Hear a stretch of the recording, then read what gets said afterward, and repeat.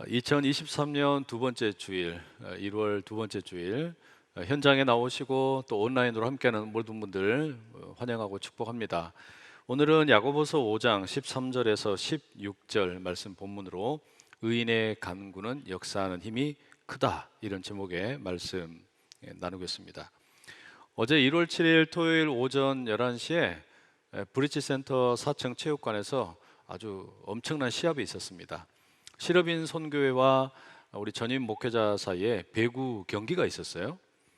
그 경기를 앞두고 제가 기도를 했습니다. 그리고 기왕 시합을 하는 거니까 그냥 하지 말고 100만 원 내기를 하자 제안을 했습니다. 그럴 만한 이유가 있었어요. 1월 말에 우리 전임 교육자 세미나가 제주에 있게 되는데 예산이 모자란다라고 하는 겁니다. 그래서 제가 목사님들한테 그랬어요. 실업인 선교회와 그냥 경기하지 말고 100만 원 내기 하자. 목사님들이 모두 자신이 있어 하는 표정이었습니다. 저는 우리 목사님들을 믿고 그러면 100만 원 내기를 하자고 제안을 했고, 이 시합은 5세트까지 아주 팽팽하게 전개가 되었습니다. 아마 양쪽에서 모두 다 열심히 기도했던 것 같아요. 이럴 때 여러분, 하나님이 좀 난처하시겠죠. 목회자 편을 들어야 되냐, 평신도 편을 들어야 되냐, 하나님 난처하지 않으시겠어요? 결과를 말씀드리면 실업인 선교회가 이겼어요. 제가 경기 결과를 이제 사무실에 있다가 듣고 난 다음에 가만히 생각을 해봤어요. 왜 졌을까? 그 진 이유가 뭘까? 도대체 하나님이 나를 왜 버리셨을까? 왜 이런 그 결과가 나왔나 가만히 생각을 해보니까 야고보서 4장 3절 말씀이 떠오릅니다. 구하여도 받지 못함은 정욕으로 쓰려고 잘못 구하기 때문이라. 제가 지난 한 주간 동안 특별 새벽 기도에 야고보서 말씀 이렇게 함께 나누었잖아요. 그렇게 열심히 정욕으로 구하면 응답받지 못한다고 선포했는데 가만히 보니까 제가 그렇게 구했던 것 같아요. 실제로 여러분, 우리가 경험적으로 내기를 제안한 사람이 꼭 집니다. 그죠? 왜 그런가 보면은 정욕으로 욕심으로 구하니까 그러는 거예요. 결국 여러분, 목회자들의 이 계획이 물거품이 되었습니다. 100만 원은 고사하고 100만 원을 빚지게 생긴 거예요. 다 토해내게 생긴 거죠. 그런데 다행히 우리 실업인 선교회 회장님께서 모든 100만 원 탕감을 해주시고 거기에다가 50만 원을 참조해 주기로 했어요. 할렐루야. 이런 은혜가 어디 있습니까? 기왕 광고하는 김에 부탁을 드리자면, 혹시 목회자 세미나 돕기 원하시는 분들은 우리 행정 담당 이정현 목사님께 연락 주시면 감사하겠습니다. 말씀 보세요. 누가 아멘 했어요. 우리가 지난 한 주간 동안 야고보서 말씀 함께 공부했죠. 온전함이라는 주제를 가지고서 말씀을 살펴보면서 어떻게 하는 것이 이 성도의 이 신앙이 온전케 되는 것인지 이런저런 이야기들 함께 나누었습니다. 특별히 우리가 성도로서 혀를 잘 제어하는 게 필요하다, 이런 이야기 나눴고요. 또 정욕을 극복하는 게 필요하다, 이런 이야기 나눴어요. 혀를 제어하고 정욕을 극복하게 되면 자연스럽게 상대방에 대해서 헐뜯거나 또는 내 자신을 너무 우쭐대는 모습이 나타나지 않을 거다. 이게 야고보서의 4장까지의 결론이었습니다. 자, 그러면 이제 우리가 5장 마지막 이 장을 만나게 되는데, 야고보 사도는 결론적으로 어떤 이야기를 들려줄까요? 본문 13절 말씀 함께 읽어보시겠습니다. 시작. 너희 중에 고난당하는 자가 있느냐? 그는 기도할 것이요, 즐거워하는 자가 있느냐? 그는 찬송할지니라. 이 말씀에 보면 우리 중에서 고난당하는 사람이 있다면 그 사람은 기도하고, 또 우리 중에서 마음이 즐거운 사람이 있다면 찬송을 하라라고 이렇게 이야기합니다. 그런데 여러분, 고난당하는 사람 혼자 기도하라는 걸까요?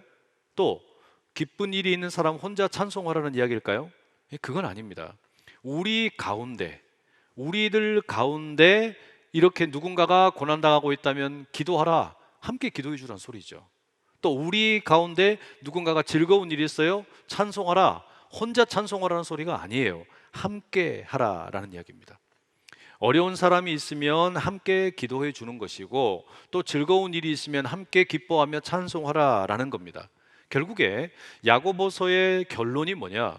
개개인의 성도가 혀를 절제하고 정욕을 극복을 하고, 그래서 남을 헐뜯거나 또는 자기 자신을 우쭐대는 그런 삶의 태도를 버리게 된다면 궁극에는요, 서로가 함께 돌보는 공동체를 만나게 된다는 이야기예요. 말하자면 온전한 성도들이 함께 모여서 온전한 공동체를 이루게 되는 거, 그 돌봄의 공동체, 이게 이 편지의 결론입니다. 교회를 돌봄의 공동체로 세우라라는 이야기입니다. 다시 말하면 개개인의 성도가 이 신앙생활 가운데 온전해진다라는 거, 혀를 훈련하라고 정욕을 극복을 하죠. 그래서 상대방을 헐뜯거나 우쭐대는 대신에 이제 함께 모여서 살아가는 이 교회 가운데 서로가 서로를 돌보는 공동체가 된다라는 거예요. 그럼 여러분, 조금 더 구체적으로 이 돌봄의 공동체라는 것은 어떤 형태를 띠게 될까요? 이 교회가 돌본다라고 할 때 이것은 어떤 특색이 있냐라는 말이에요. 본문에 보면 두 가지가 언급이 되고 있습니다. 첫째는 중보기도입니다. 14절의 말씀 한번 봐보세요. 함께 읽겠습니다. 시작. 너희 중에 병든 자가 있느냐? 그는 교회의 장로들을 청할 것이요 그들은 주의 이름으로 기름을 바르며 그를 위하여 기도할지니라. 자, 구체적인 사례를 언급을 합니다. 우리 가운데 누군가가 병든 사람이 있어요. 지금 어디가 암이 걸렸든지 무슨 어떤 질병이 되었든지 아픈 분이 있다면 뭐라고 지금 권면을 하냐? 교회의 장로들을 청하여 기도를 받아라. 여기서 말하는 장로는 그 교회의 어떤 지도자를 이야기합니다. 오늘날로 이야기하면 목회자와 같은 거예요. 그러니까 저와 같은 목회자를 불러서 요청을 해서 기도를 받으라는 거예요. 그러면 교회의 그 어떤 목회자는 그 병든 성도를 위해서 기름을 바르고 기도를 하라라고 이야기합니다. 여러분, 이게 뭐예요? 치유를 위해서 중보기도 하라라는 거죠. 여러분, 이게 돌봄의 공동체입니다. 돌봄의 공동체라는 것이 이루어지기 위해서, 그러니까 교회가 돌보는 사역을 하는 데 있어서 제일 중요한 게 뭐냐? 첫 번째가 뭐냐? 이 중보기도 사역이에요. 누군가 연약한 이를 위해서, 병든 자를 위해서 기도해 주는 거란 이야기입니다.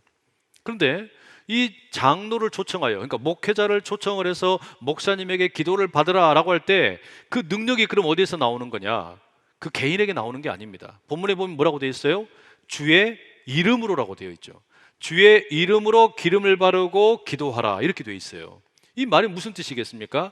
이 치유의 권능, 그러니까 중보기도를 통해서 병든 자가 회복이 되는 것은 그 개인의 능력이 아니라 예수 이름의 능력이라는 이야기입니다. 예수 이름의 능력으로 회복이 된다라는 거죠. 여러분, 사도행전 3장 1절 이하의 내용에 보면 베드로와 요한이 오후 3시 기도 시간에 성전에 올라가는 내용이 나옵니다.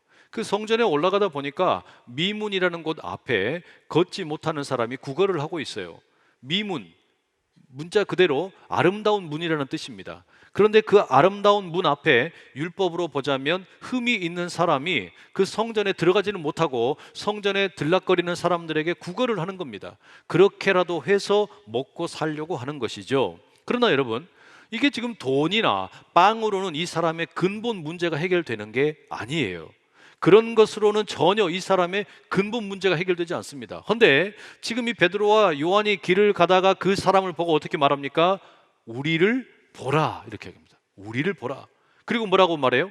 은과 금은 내게 얻거니와 나사렛 예수의 이름으로 명하노니 일어나 걸으라. 이 선포를 하자마자 걷지 못하던 그 병자가 일어나게 됩니다. 걷게 됩니다. 그리고 뛰게 됩니다. 너무 기뻐서, 자신이 율법으로는 흠이 있기 때문에 성전에 들어가지를 못했는데 감격스러워서 성전에 들어갑니다. 거기에서 하나님을 찬양을 하고 기뻐하면서 뛰는 거예요. 여러분, 이게 뭡니까? 예수 이름의 능력이에요. 이 예수 이름의 능력이 우리 가운데 중보기도의 능력을 가져오는 것이고, 중보기도하는 그 능력이 병자를 고치게 된다라는 말입니다. 찬송가 91장에 이렇게 찬송합니다. 슬픈 마음 있는 사람 예수 이름 믿으면 영원토록 변함없는 기쁜 마음 얻으리.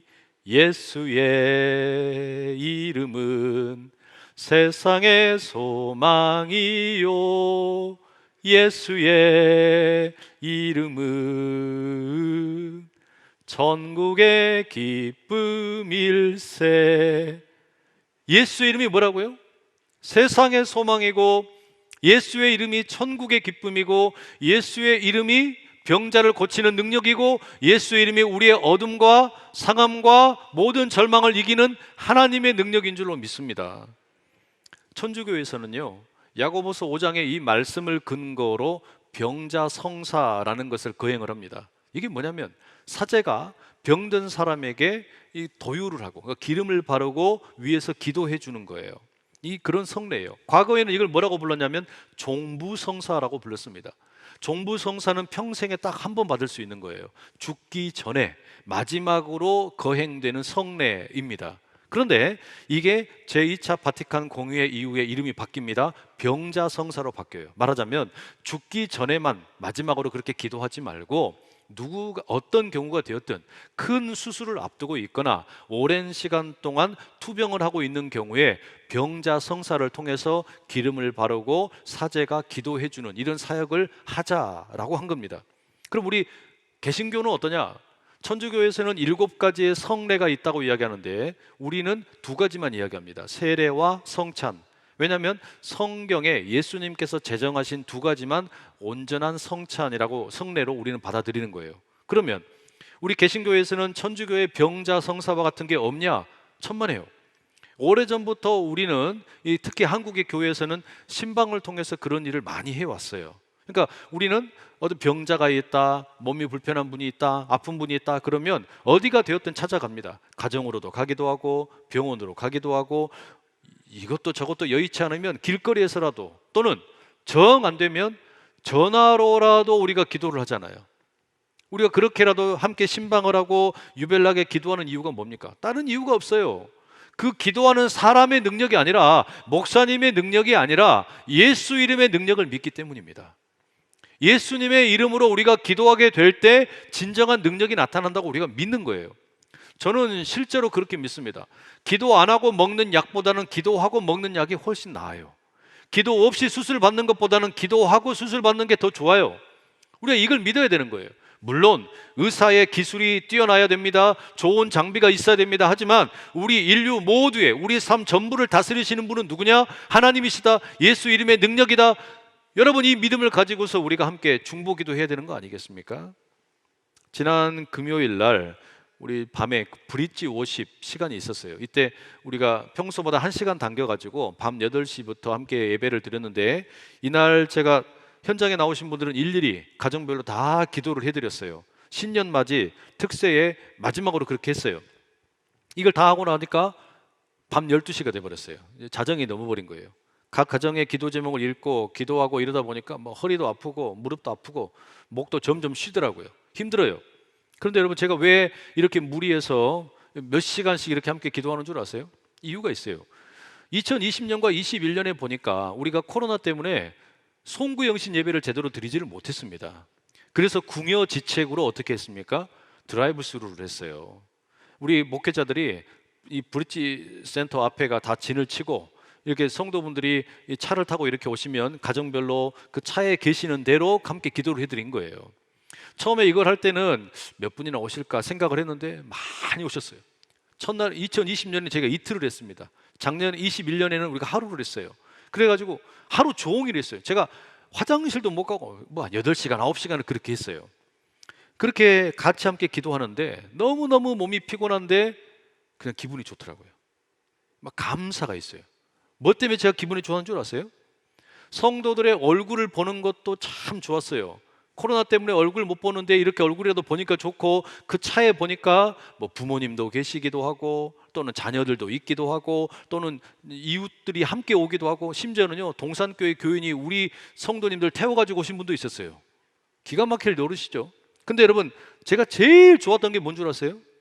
제가 제일 좋았던 것은 성도들이 담임 목사인 저에게 기도를 요청하더라. 저는 이게 제일 좋았어요. 성도들이 저에게 기도를 요청한다. 이게 너무너무 좋은 거예요. 그 시간에 제가 깨달은 게 뭔 줄 아십니까? 아, 내가 이 교회 담임 목사구나. 이게 너무나 뼈저리게 느껴지는 거예요. 이게 깊게 느껴지는 거예요. 올해는 여러분 우리가 다행히 송구영신 예배 잘 드렸습니다. 그런데 성도들에게 이렇게 기도하는 시간 갖지 못한 게 참 아쉬웠어요. 왜냐?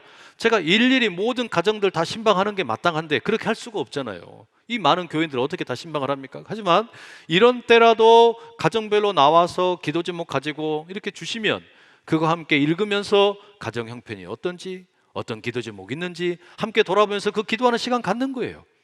그래서 신년맞이 이 특세를 마치면서 현장에 오신 분들은 특별히 더 귀해서 다 같이 기도해 드렸어요. 4시간씩 허리 구부리면서 기도하는 거 여러분 해보세요. 쉽지 않아요. 늙으면 저도 못할 것 같아요.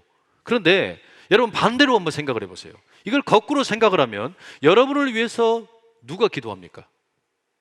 유튜브에 유명한 목사님들이 여러분을 위해서 기도합니까? 아니면 베스트셀러 작가 목사님들이 여러분을 위해서 기도합니까? SNS에 유명한 인플루언서 목사님들이 여러분이 기도합니까? 아니에요. 여러분을 위해서 기도하는 것은 부족하지만 담임 목사인 저와 여러분을 섬기는 교구의 목사님들, 전도사님들이에요. 그분들이 여러분을 위해서 기도하는 거예요. 여러분, 이게 뭘 말하는 겁니까? 우리가 중보기도의 능력을 믿고 실제로 내가 누군가에게 지금 기도를 요청한다라고 할 때 내가 누구에게 요청할 거냔 말이에요. 나를 위해 기도해 주는 분이 여러분에게 있단 말이에요. 이거 꼭 기억하셨으면 좋겠어요. 늦었지만 이번 주간에 반드시 여러분 교구 목사님에게 기도 받으십시오. 봉헌 봉투에다가 기도 제목을 적으시든지 메모를 해서 가시든지 해서 꼭 기도를 받으세요. 그게 성도의 의무입니다. 나를 위해서 기도해 달라 요청하는 거 성도의 마땅한 권리이기도 한 거예요. 그리고 목회자는 그런 성도들이 와서 기도 제목을 내놓으면 그걸 위해서 기도할 때 말할 수 없는 기쁨을 누려요. 야, 이게 진짜 목회지. 기도해 줄 때 이게 진짜 목회지. 여러분, 말씀대로 할 때 능력이 나타나는 줄로 믿습니다. 그래서 15절 말씀에 뭐라고 되어 있습니까? 믿음의 기도는 병든 자를 구원하리니 주께서 그를 일으키시리라. 혹시 죄를 범하였을지라도 사하심을 받으리라. 믿음의 기도, 중보기도를 요청하는 분의 그 믿음, 그리고 그 성도를 위해서 기도하는 그 어떤 목회자의 기도, 이 기도가 병든 자를 낫게 한대요. 이 믿음의 기도가 말씀대로 우리가 하게 되면, 기름을 바르고 기도하게 되면 하나님께서 고치시는 거예요. 하나님께서 능력을 주시는 거예요. 그러니 여러분, 이 돌봄의 공동체가 된다라는 거, 교회가 돌봄의 공동체가 된다라는 거 제일 중요한 일이 뭡니까? 그 기도예요. 기도. 내가 무슨 부끄럽습니다, 기도 제목을 내놓을 수 없습니다, 그러지 마시고 여러분이 기도의 제목을 내놓는 게 능력이고, 그 기도의 제목을 붙들고 목회자가 기도하는 게 하나님이 기뻐하시는 일인 줄로 믿습니다. 그와 같은 돌봄의 교회 공동체 될 수 있기를 축복합니다. 두 번째, 이 돌봄의 공동체의 특징이 뭐냐? 소그룹이에요. 우리 16절 말씀 함께 같이 한번 읽어보실게요. 16절 함께 읽습니다. 시작. 그러므로 너희 죄를 서로 고백하며 병이 낫기를 위하여 서로 기도하라. 의인의 간구는 역사하는 힘이 큼이니라. 이게 지금 개역 개정 성경이거든요. 근데 저는 이 번역이 좀 마음에 들질 않아요. 새번역 성경과 공동번역 개정판 성경도 제가 읽어드릴게요. 한번 들어보십시오. 차이점이 뭔지 보세요. 그러므로 여러분은 서로 죄를 고백하고 서로를 위하여 기도하십시오. 그러면 여러분은 낫게 될 것입니다. 의인이 간절히 비는 기도는 큰 효력을 냅니다. 새번역 성경이고요.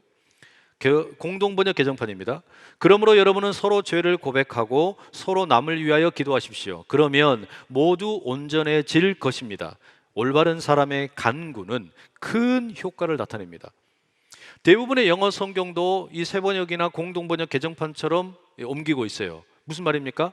함께 서로 죄를 고백하고 서로를 위하여 기도하라는 겁니다. 그러면 병이 낫고 온전해진다, 이렇게 번역을 해요. 차이가 뭔지 느껴지세요?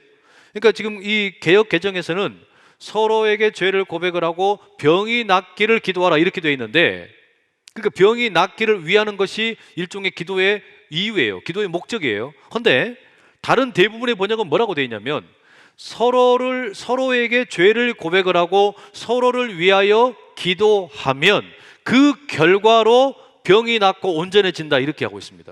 차이점이 있죠? 그러니까 저는 이 새번역이나 공동번역에 이 옮긴 내용이 훨씬 맞다고 생각을 해요. 무슨 말이냐? 중요한 게 뭐냐면요, 먼저는 서로가 죄를 고백하고 서로를 위하여 기도합니다. 그러면 결과로 뭐가 따라오냐면 병이 낫고 온전해진다는 거예요. 그러니까 병 낫기를 위해서 기도할 수도 있지만, 일단 먼저 뭐라는 거냐면 서로가 죄를 고백하고 서로를 위하여 기도해 주는 게 먼저예요. 그 결과로 나오는 게 뭐냐면 병이 낫고 온전해진다. 이게 핵심입니다. 이게 무슨 이야기냐? 좀 더 살펴보자면 이런 겁니다. 우리가 이렇게 여러분 다 함께 모여가지고 예배를 드리죠. 이 예배를 드릴 땐 여러분, 우리가 각자 참회의 기도를 드립니다. 우리가 각자 죄를 고백을 하는 거예요. 하나님, 내가 일주일 동안 이런 죄를 지었습니다. 이런 아픔이 있었습니다. 이런 문제가 있었습니다. 하나님에게 아뢰입니다. 그리고 우리는 이 예배 시간에 또한 간절히 각자 기도합니다. 각자가 기도하는 거예요. 그런데 이런 각자 기도하는 것만으로는 충분하지 않다는 겁니다. 야고보서의 말씀의 지금 핵심이 뭐냐면 서로라는 말 속에 있어요. 서로에게 죄를 고백하라. 그리고 서로를 위하여 기도하라. 그 자리를 만들어야 된다는 거예요. 서로에게 죄를 고백하는 자리, 그리고 서로를 위하여 기도하는 자리. 그러면 그 자리에서 우리가 병고침을 받고 그리고 온전하게 된다는 거예요. 이게 뭡니까 여러분? 서로에게 죄를 고백을 하고 서로를 위하여 기도하는 자리, 이게 소그룹의 자리예요. 이 소그룹의 자리가 있어야 된다는 말입니다. 이렇게 함께 전체가 모여서 기도할 때 내가 각자로, 나 혼자서 하나님에게 내 죄를 고백하는 거 얼마든지 가능합니다. 또 내 개인의 기도 제목을 각자 기도할 수 있어요. 그러나 더 중요한 게 있어요. 이렇게 함께 모여서 예배를 드리는 것과 함께, 이 예배를 드리면서 은혜를 받는 것과 함께 동시에 소그룹으로 함께 모여서 뭐 하라는 겁니까?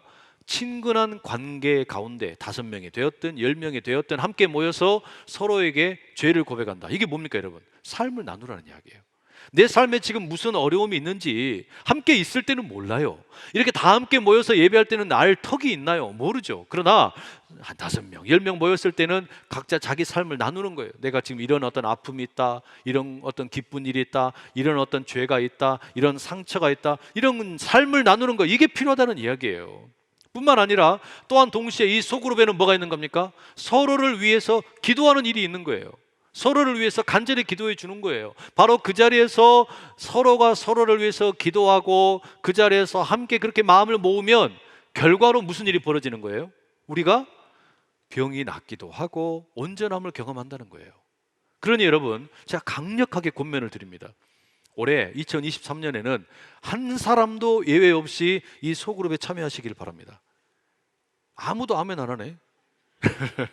구역 모임이 되었든 MSG가 되었든 무슨 뭐 성경 통독이 되었든 큐티 나눔이 되었든 아니면 자원봉사가 되었든 어떤 것이 되었든지 간에 꼭 소그룹에 참여를 하세요. 우리 장로님들이 먼저 하세요.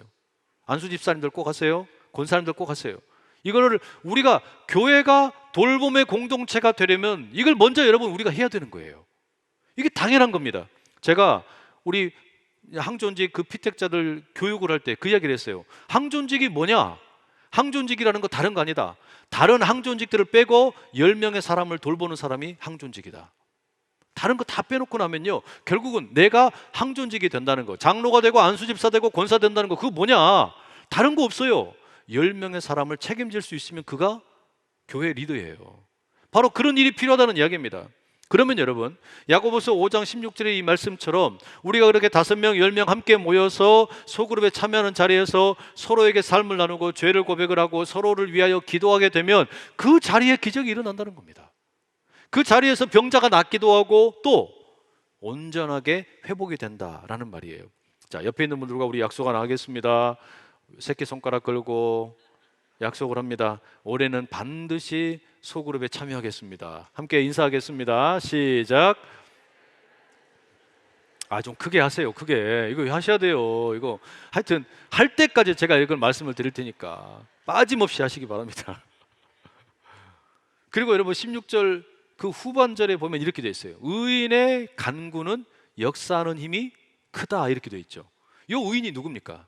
이 의인이 여러분 앞서 이야기했던 그 장로, 그러니까 목회자를 이야기하는 거냐? 아니에요. 물론 목회자에게 중보기도를 요청을 해서 특별히 기도받는 거, 예수님의 이름으로 기도받는 것도 필요합니다. 그런데 그것과 동시에 균형을 맞추는 겁니다. 예수님의 이름으로 우리 목사님들이, 전도사님들이 여러분을 위해서 기도하는 것도 아주 중요해요. 그런데 그와 함께 또 뭐가 필요하냐? 이렇게 소그룹으로 모인 사람들이 다 의인이라는 이야기예요. 무슨 이야기냐면요, 지금 이 의인이라는 것은 교회 성도들 가운데 하나님이 기뻐하는 것을 하는 분들, 다시 말하면 혀가 절제되고 정욕을 극복을 하고 다른 사람을 헐뜯거나 또는 자기 우쭐대기보다는 함께 소그룹으로 모여서 서로에게 죄를 고백을 하고 서로를 위해서 기도하는 사람들, 그 사람들이 다 뭐라는 거예요? 그게 다 의인이라는 이야기예요. 그렇게 함께 모여서 서로를 애틋하게 사랑하고 아끼는 그 사람들, 그들이 의인인데 이 의인의 간구, 의인의 기도가 역사하는 힘이 겁나게 크다는 거예요. 이 의인의 간구가 엄청나게 힘이 있다는 겁니다. 여러분, 마태복음 1장 19절에 보면 그 마리아의 남편인 요셉을 가리켜서 의인이라고 불러요.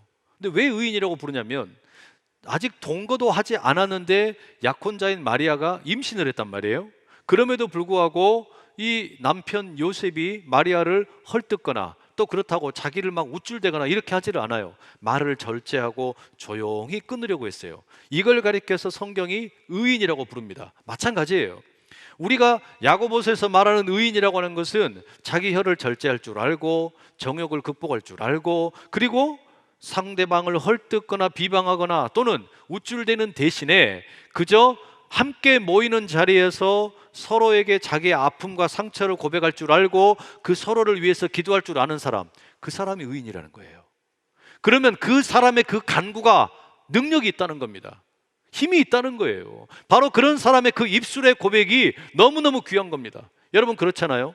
우리가 여러분 칼을 들고 이 칼이라고 하는 것이 선용을 하면 너무 좋은 도구인데 잘못 휘두르면 흉기가 되지 않습니까? 그래서 이 칼은 칼집이 필요해요. 마찬가지예요. 우리의 입술이라는 게, 우리의 혀라는 게, 우리의 말이라는 게 너무너무 좋은데 잘못 사용하면 독이 됩니다.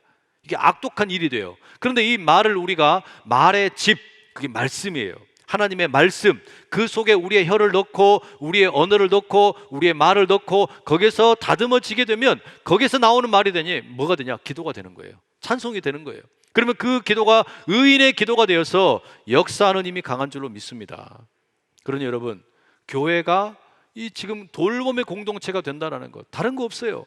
한편으로는 우리가 중보기도를 요청할 줄 아는 것, 목회자에게 내 기도의 제목이 이런 거 있습니다. 그럼 목회자는 달려가서 기름 부으며 기도하는 거, 그 돌봄 가운데 뿐만 아니라 성도들이 서로 함께 모여가지고 335 모여서 서로에게 삶을 나누고 그 자기 죄를 고백을 하고 그 서로의 아픔도 나누고 그리고 서로를 위해서 함께 전심으로 기도해 주면 그들이 다 의인이에요. 그 기도를 하나님이 반드시 들으시고 응답하여 주실 줄로 믿습니다. 1월 4일자 그 국민일보 겨자씨 칼럼에 보니까 계묘년에 생각하는 또 다른 토끼라는 제목의 글이 있더라고요.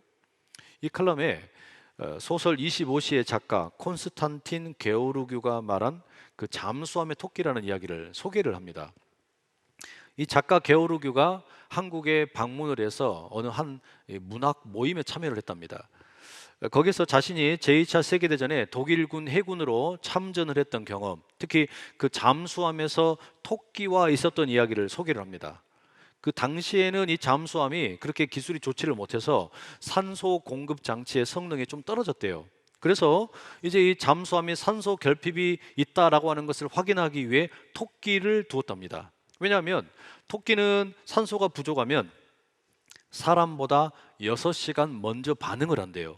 그러니까 이 토끼가 좀 반응이 이상한 반응이 나온다 그러면 이 잠수함이 물 위로 올라가 가지고 환기를 하고 다시 이제 잠수를 하게 되는 거죠. 그런데 안타깝게도 이 게오르규가 타고 있던 잠수함의 토끼가 죽어버렸어요. 그리고 나니까 이제 그 잠수함의 이제 그 지휘관이 이 게오르규에게 무슨 역할을 맡겼냐면 토끼의 역할을 맡겼답니다. 그러니까 산소가 부족하다는 것을 느끼고 알리라는 거예요. 근데 이 작가가 이 경험을 토대로 뭐라고 말했냐면 그 문학가들이 모여있는 자리에서 문학의 역할이 뭐냐, 문학가의 역할이 뭐냐, 이 잠수함의 토끼처럼 시대의 아픔과 위기를 감지하고 살 길을 제시하는 거다. 그러니까 문학의 기능이 그거라는 거예요. 우리가 세상 가운데서 지금 뭐가 위기인지 뭐가 아픔인지 이걸 먼저 감지하고 살 길을 제시하는 거, 자기를 희생을 하면서 살 길을 제시하는 거, 이게 문학가의 길이라는 거예요. 그런데 여러분, 이 본문의 말씀을 가만히 묵상을 해보니까 예수님이 잠수함의 토끼인 거예요.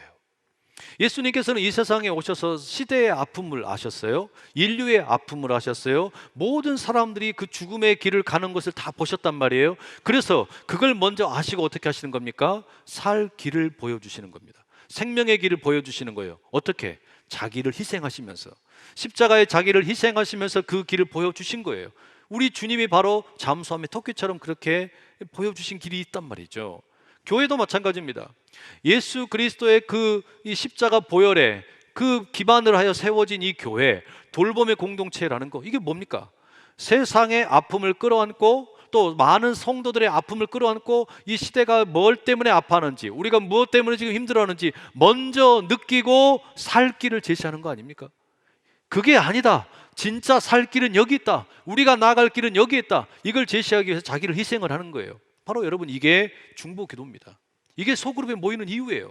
우리는 함께 모여서 바로 그런 이유 때문에 중보기도를 하면서 상대방의 아픔을 내 아픔 삼아서 나를 희생해서 기도하는 거, 살 길을 제시하는 거예요. 뿐만 아니라 소그룹에서 함께 모였을 때에도 지금 연약한 사람, 병자들, 그들을 위해서 그들의 아픔을 내 걸로 삼아서 함께 같이 기도하면서 살 길을 만드는 거예요. 바로 그렇게 될 때 여러분, 이 교회가 돌봄의 공동체로 우뚝 서게 될 줄로 믿습니다. 잠수함의 토끼처럼 예수 그리스도께서 십자가를 지셨던 것처럼 우리가 바로 그런 거룩한 믿음의 공동체로, 경건의 공동체로 우리 주님이 걸어가신 그 길을 따라가는 복된 돌봄의 공동체 될 수 있기를 간절히 축복합니다. 기도하겠습니다.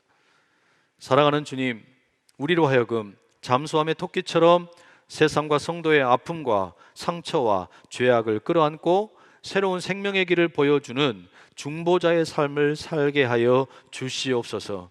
또한 서로에게 죄악을 고백하고 서로를 위해 기도함으로 병마가 떠나가고 온전케 되는 소그룹의 역사를 맛보아 알게 하옵소서. 그리하여 돌봄의 공동체로 우뚝 서는 안산제일교회 되게 하여 주시옵소서. 예수 그리스도의 이름으로 간절히 기도드립니다. 아멘.